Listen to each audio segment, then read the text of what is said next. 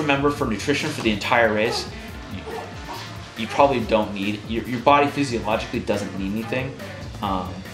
The more you eat and drink, the more energy is wasted digesting that than you going fast. So you should be going out 100% the whole way. If you want to have a bottle of Gatorade, that'd be the very most I'd use in this case.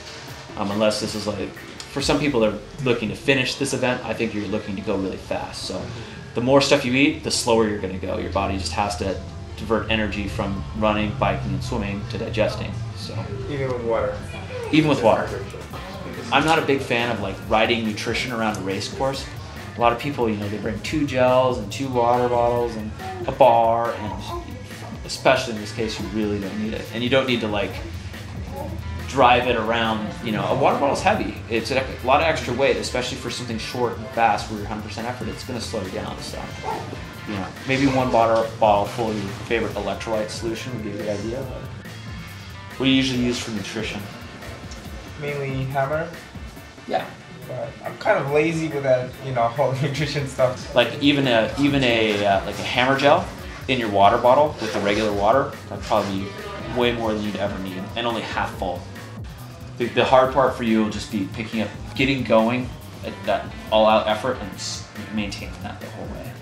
It's a hard thing about for everybody there. So there's nothing you do is where you're just going 100% the whole way. The first sprint I did this year, which was, you know, swimming at the end, so it was, you know, the reverse order, but I actually had real bad cramps even in the bike ride. That's why they don't do them in reverse. That's why those races aren't done in reverse.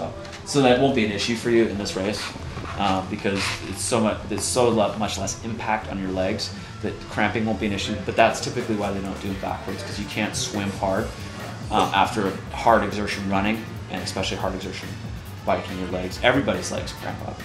Make sure your cadence, your turnover, both on the bike and the run are super high, because that's going to make you go, that'll make it easier for your body over the long run. You don't want to be reaching with your strides in terms of running. You want to keep your legs underneath you.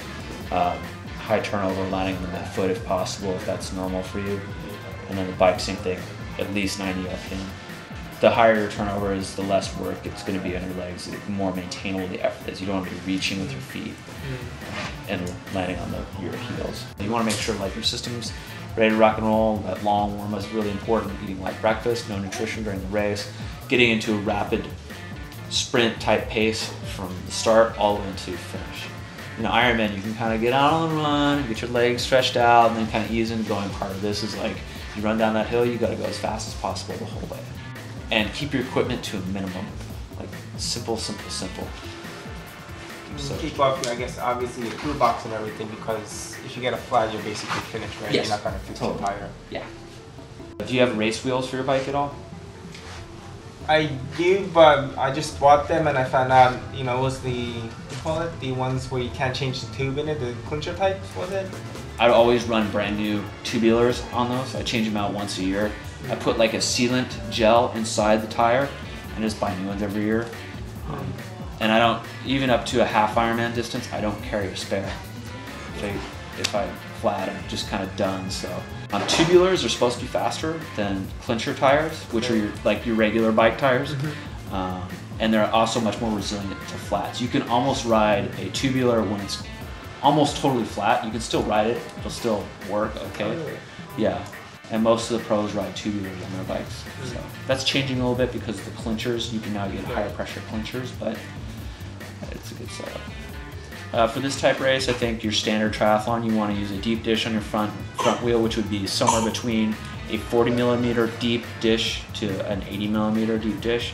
And then if you had a full disc, that would be the optimal setup in the back, full disc to the rear. I run a set of 808s, which are just 80mm deep walled wheels. This will be much better for you because being a strong swimmer, you'll get to put in a lot of time on those people that are stronger than the other two disciplines, which you wouldn't necessarily have in a lot of the other triathlons you're going to do. Everybody has their strengths and weaknesses, and that's something you have to live with. Well, the good thing is I think in terms of all these things, is setting specific goals. Like you're not concerned about beating people, which is a lot. I think a lot of people that are newer to the sport want to beat like this guy or that guy, or win their age group, and that's not quantifiable. But knowing you can do this in the swim and you're going to do this in the bike and doing that, that's really good for goal setting. I think that's how most professionals set their goals. because you're just looking to improve in these 3 areas. And you'll find the longer you do the sport that people won't keep passing you. Eventually you'll build up this like base for the bike, and all of a sudden you're just going to be flying ahead of everybody, and it's much easier to race from the front than it is to race from behind. So most of the top end guys are usually runners, but sometimes they're swimmers for all the top end pros. So it's hard to teach somebody how to swim right. It really is. Most people know how to run. Cycling is learned over time, so which building your base is really important. But you'll see. The longer you race, you'll be expecting people to go by you, and you'll be in the last mile of the bike, and where is everybody? What happened? So.